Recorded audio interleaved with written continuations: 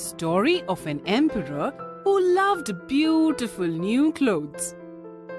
His only interest in life was to dress in expensive new clothes, so much so that he had a different dress for every hour of the day.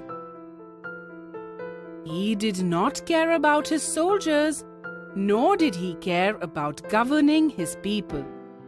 He went to the theatre not to watch a performance, but to show off his new clothes. He went for a ride in his carriage, not to meet his people and solve their problems, but to display his new clothes. It was because of this peculiar habit of his that he'd become an object of joke amongst his people. Instead of saying, "The king's in court," which would have been true for any normal king, it was said of him, "The king's in his dressing room." The city which the emperor ruled was always humming with activity. Visitors used to come from far and wide just to get a glimpse of the emperor. One day, two swindlers arrived, pretending to be weavers.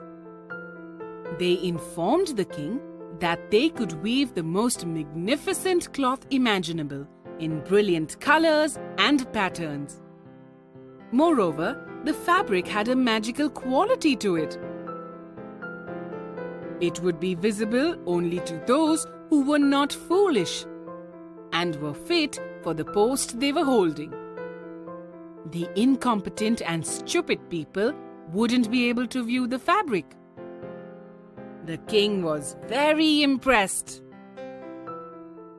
"It would be wonderful to have clothes made from that fabric.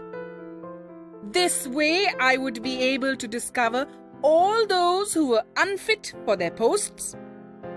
I'd be able to distinguish the wise men from the fools." The emperor immediately sanctioned a huge sum of money and ordered the weavers to start their work. The impostors set up their looms and started their work.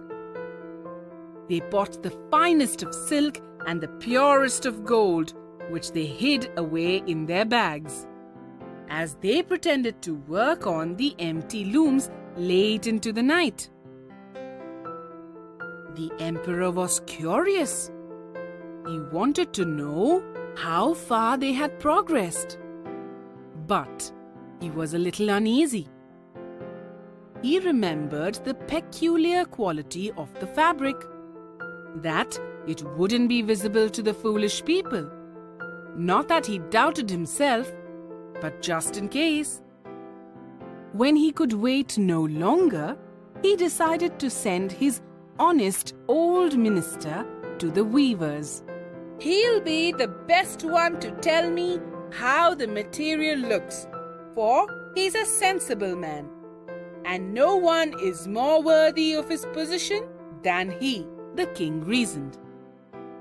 So, the good old minister went to the room where the two impostors were working, and he got the shock of his life. He couldn't see a thing. The weavers invited him to take a closer look at the loom. They pointed out the intricate patterns and the magnificent colors. The minister got even more confused. He could not see a thing.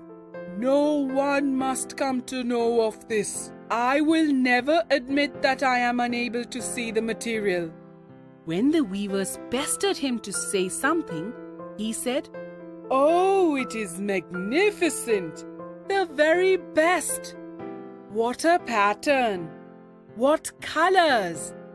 I'll be sure to tell the emperor how delighted I am with it." 2 more weeks went by. The king sent them more stock of silk and gold and silver thread. Then he sent other officials as well to observe the weavers' progress. They too were shocked as they could see nothing. There was not a single thread upon the loom, But they too pretended as if the fabric was coming out beautifully. The imposters were clearly enjoying themselves. They applied for more money, and the king happily sanctioned it. One day, they announced that the fabric was complete.